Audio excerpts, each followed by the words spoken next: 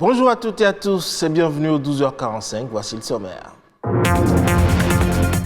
L'utilisation accrue des médias sociaux aurait un effet très néfaste sur la santé mentale de la nouvelle génération hyper connectée, une addiction souvent ignorée, devenue fréquente chez les internautes.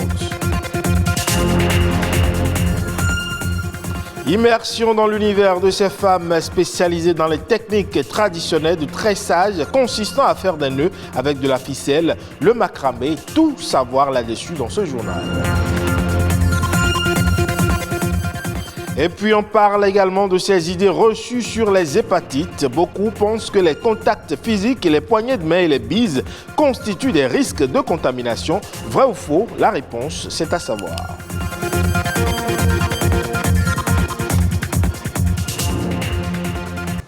Bienvenue si vous nous rejoignez. Savez-vous que l'utilisation accrue des médias sociaux peut causer une détérioration au niveau de votre santé mentale?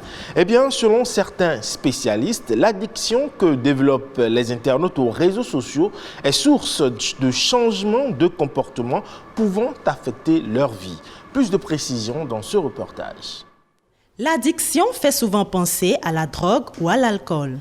Mais de plus en plus, on entend parler de dépendance aux réseaux sociaux.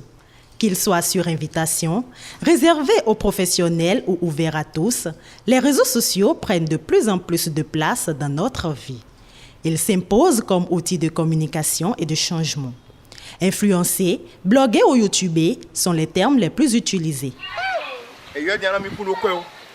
Le blogueur, c'est celui-là qui crée des articles sur Internet. C'est donc un internaute qui écrit des textes, qui les partage, qui les diffuse, qui emmène peut-être des gens à découvrir un environnement, un coin, un village ou quoi que ce soit.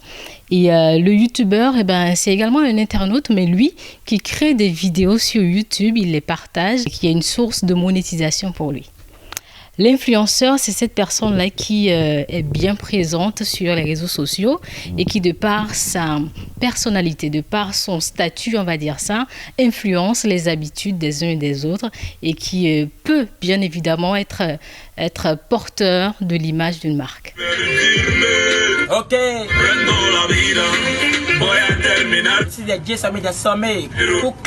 De suiveurs de fil d'actualité, on passe facilement à suiveurs de tendances, de modes de vie ou de points de vue. S'ils apportent de nombreux avantages, les réseaux sociaux ont aussi des impacts négatifs. De femmes, par exemple, on a envie d'être comme ces grandes dames-là qui, par les réseaux sociaux, ont pu atteindre un but, qui, par les réseaux sociaux, sont totalement affirmées aujourd'hui, donc influence positive de ce côté-là. Influence négative, alors moi, je suis tombée sur un reportage sur TF1, par exemple, où la jeune fille, elle était en communication avec quelqu'un qu'elle ne connaissait pas, bien évidemment, mais qui, depuis son profil, le profil qu'elle affichait, la mettait en confiance. Alors un jour, cette personne là lui a dit, écoute, tes parents, quand ils sont sortis, laisse la porte ouverte et moi, je viendrai. Ses parents n'étaient pas loin. Elle a permis à cet individu-là de venir, tout simplement parce qu'elle a été mise en confiance avec ce que proposait celui-là sur Internet. Il existe des influenceurs et ces derniers créent des influencés. À force d'utilisation quotidienne, certains confondent réseaux sociaux et vie privée et d'autres mêlent la fiction à la réalité. Votre vie privée reste votre vie privée. Vous n'avez pas besoin de l'étaler sur Internet. Aujourd'hui, je vois des familles, je vois des parents qui s'amusent à poster des photos de leurs enfants, de leur maison. Je trouve que c'est un danger. On n'a pas idée. Vous vous exposez totalement, vous exposez vos enfants. Vous montrez l'école de vos enfants. Vous montrez en train d'emmener les enfants à l'école. C'est un vrai danger. Il ne faut surtout pas faire ça. Dans un monde de plus en plus individualiste, où l'on ne peut se passer du digital, l'utilisation des réseaux sociaux ne devrait pas être nocive si on en fait bon usage. On change de registre à présent pour parler du macramé. C'est une technique traditionnelle du tressage qui consiste à faire des nœuds avec de la ficelle ou de la corde. Cette technique est à l'origine de nombreux objets décoratifs. C'est une activité pratiquée par de nombreuses femmes qui, semble-t-il, arrivent à en vivre.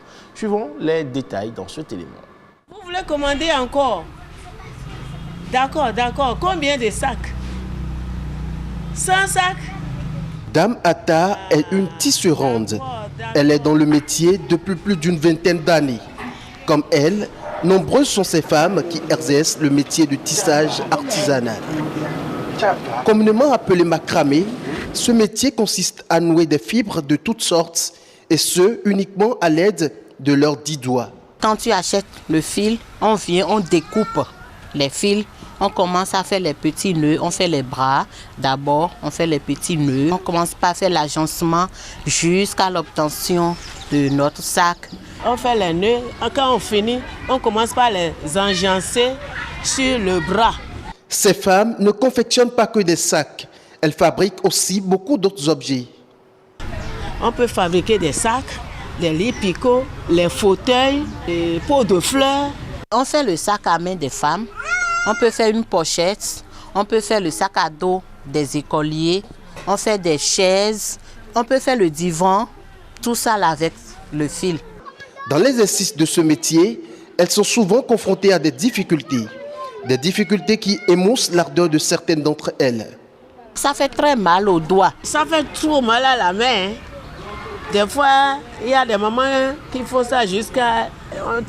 Les mains sont... blessés. Le métier de tissage artisanal ou macramé aide la majorité de toutes celles qui s'y adonnent à subvenir à leurs besoins. Ce métier nourrit l'homme. Grâce à ça, nous arrivons parfois à payer le loyer. Nous arrivons à subvenir à nos besoins.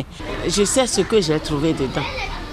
Ça nourrit mes enfants, ma famille, mon foyer. Ça m'aide à aider mon mari. Cette technique de tissage qui existe depuis des lustres est aujourd'hui associée au loisir. Pourtant, elle est à l'origine de nombreux objets décoratifs qui servent à ressortir la beauté des œuvres d'art. Selon l'opinion publique, les élans et comportements amoureux entre les partenaires constitueraient des portes ouvertes aux hépatites. Les contacts physiques, les poignées de main et les bises, par exemple, seraient de potentiels canaux de contamination. Mais est-ce vrai? Suivons ici les explications d'un hépato-gastro-entérologue. Il faut dire que le virus de l'hépatite B se retrouve dans la plupart des liquides biologiques, notamment le sang, la sueur, la salive, les urines et tout. Mais la transmission, la contamination par ce virus, par les voies, la salive, fait d'échanger, de s'amouracher, ça ne donne pas le virus. On n'est pas contaminé par ces voies. Et c'est rare, c'est exceptionnel que ça se passe de cette manière. Pour que ça se réalise, il faudrait que le sujet contacte ait des lésions muqueuses, donc des plaies buccales et tout, et que la salive du sujet infecté se projette dans la plaie de l'autre pour que la contamination se réalise. Mais je tiens à préciser que si ça se réalise par cette voie, c'est déjà des sujets adultes. Parce qu'il faut savoir que l'évolution de l'infection dépend du moment de la contamination. Pour s'embrasser, s'amouracher ou aller à l'acte sexuel, il faut être adulte. Donc, pour être contaminé à ce niveau, il n'y a pas de problème. Vous allez faire une infection aiguë qui va se guérir spontanément.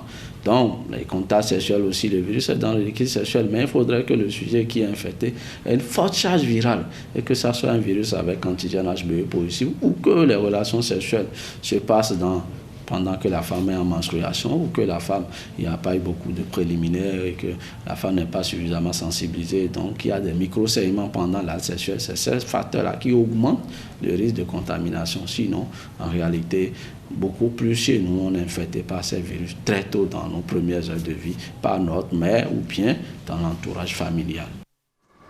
Hors de nos frontières à présent, en Tunisie, le pass vaccinal est entré en vigueur depuis mercredi dernier. Sa présentation est désormais obligatoire dans les lieux publics, certains transports et même dans l'administration, de sorte que les employés aussi bien du public que du privé risquent une suspension de leur contrat de travail s'ils ne montrent pas un schéma vaccinal complet. Les précisions ici avec nos confrères de France 4.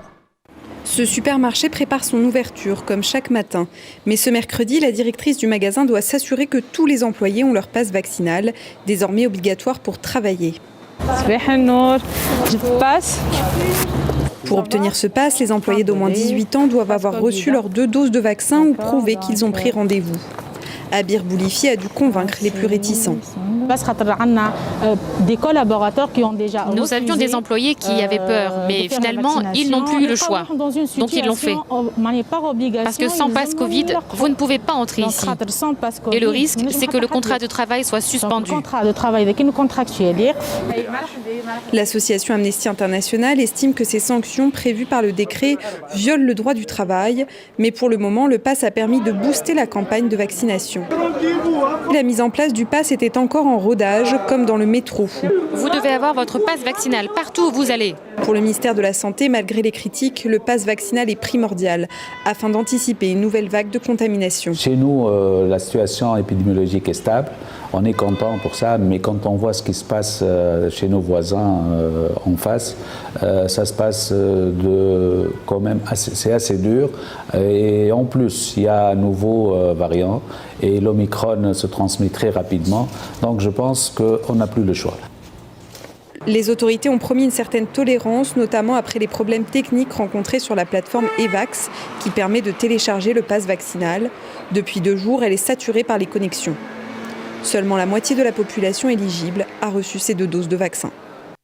Et c'est tout pour ce 12h45 à retrouver sur le site de l'ORTB, le www.ortb.bj.